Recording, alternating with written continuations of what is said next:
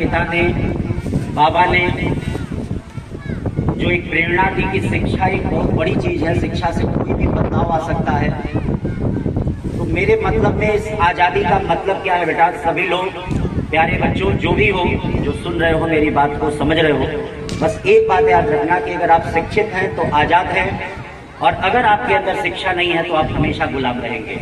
चाहे आज़ादी का कोई भी वर्ष हो, चाहे 75वां वर्ष हो, चाहे 100वां वर्ष हो, चाहे कोई भी हम बना ले, भले ही हमें 1947 में आज़ादी मिली थी, लेकिन जब तक हम पूर्ण रूप से शिक्षित नहीं होंगे तब तक हम पूर्ण रूप से आज़ाद नहीं होंगे। और हमेशा एक बात याद रखिए, आज शिक्षा के लिए जो भी कष्ट आप झेल रहे हैं, 6 घंटा 7 घंटा 8 घंटा पढ़ रहे हैं, पढ़िए, मेहनत करिए। अगर 6 घंटे 7 घंटे 8 घंटे नहीं पढ़ेंगे तो कल को 12 घंटे की तरह आपको लेबर की तरह क्या है, जॉब करना पड़ेगा। लेबर की तरह, लेबर समझते हैं, लेबर का मतलब बहुत परिश्रम करता है। लेकिन भारत सरकार ने आज भी, अब हमें याद तो नहीं है कि मनरेगा के अंदर 8 घंटे के कितना रुपया क्या निर्धारित किया है, लेकिन शहरों में लोग, हम लोग या जो भी होता है, 500 रुपये ही क्या है एक लेबर को प्रतिदिन का मिलता है।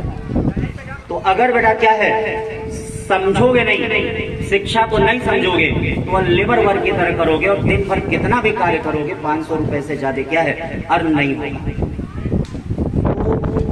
हमारी सफलता ही हमारी शिक्षा है। एजुकेशन ही एक ऐसा है कि जो कहीं भी कुछ भी क्या है ला सकता है। जो गार्जियन बैठे हैं, बाबा चाचा जो भी लोग बैठे हैं, सभी लोग किसान वर्ग से हैं, कुछ अध्यापक भी हैं, कुछ गांव के और भी लोग हैं। मैं सभी लोग से ही प्रार्थना करूंगा कि आप भले ही क्या है अपने आप अशिक्षित रहे हो, लेकिन अपने बच्चों को जरूर शिक्षा दीजिए, किसी न किसी तरह से शिक्षा दीजिए। और एक आज शिक्षा ही है, आज हमारे पिता ने, आज हमारे बाबा ने अगर हमको इस गांव से नहीं ले गए होते बाबा जी, तो शायद क्या है आज हमें कोई सुनता नहीं। और एक शिक्षा ही है जो आज हमको सुनने के लिए क्या है, या यहाँ पे क्या है सब लोग क्या बैठे हुए हैं। तो मैं सभी लोगों से कहूंगा कि कुछ भी हो, कोई भी हो, शिक्षा का मतलब जॉब नहीं होता, शिक्षा का मतलब सरकारी नौकरी नहीं होता है। जैसे हमारे चांद में क्या है, हमारे गांव क्षेत्र में, हमारे हर जगह एक ये होती है, सबकी एक पीड़ा होती है, शिक्षा का मतलब क्या, सरकारी नौकरी। अगर शिक्षा का मतलब नौकरी होगा और शिक्षा का मतलब सरकारी नौकरी होगा, कोई भी नौकरी अगर होगा तो समझ लीजिए शिक्षा का कोई मतलब नहीं है। शिक्षा अपने आप में ही एक पूजा है, शिक्षा अपने आप में ही कर्म है, शिक्षा अपने आप में एक बहुत बड़ा धर्म है। और अगर शिक्षा है तो सब कुछ है।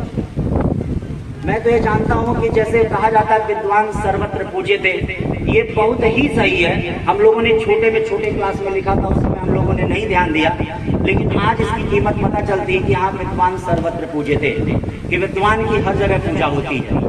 और हमको क्या है, शिक्षा ग्रहण करनी पड़ेगी, किसी नौकरी के लिए नहीं, हमको अपने अक्ल के लिए, अपने समाज के लिए, अपने आप में परिवर्तन लाने के लिए शिक्षा क्या है ग्रहण करनी पड़ेगी। और जो अपने बच्चे होंगे, चाहे बच्चे हों, चाहे भाई के बच्चे हों, चाहे कोई भी हो, सबको प्रेरित करना पड़ेगा ताकि वह शिक्षा की तरफ आए, क्योंकि तभी आजादी का मतलब समझ में आएगा, नहीं तो कोई आजादी का मतलब नहीं समझ में आएगा। और अगर हम शिक्षित होंगे तो अपने आप को कहीं भी बदल सकते हैं, कहीं भी रह सकते हैं, कहीं भी जा सकते हैं, कहीं भी धनाभाव नहीं होगा, कहीं कोई दिक्कत नहीं आएगी। अगर आपके अंदर क्वालिटी है तो आप कुछ भी कर सकते हैं। जैसे बहुत लोग कहते हैं भाई कि जो प्रतिदिन 500 रुपए कमाता है वो कैसे प्रतिदिन 1000 रुपए कमाएगा। तो 1000 कमाने के लिए 24 घंटा 48 घंटा थोड़े हो जाएगा। 2000 रुपए प्रतिदिन कैसे कमाएगा, कैसे कमाएगा? बस एक काम कर सकता है, अपनी क्वालिटी में परिवर्तन लाके कर सकता है।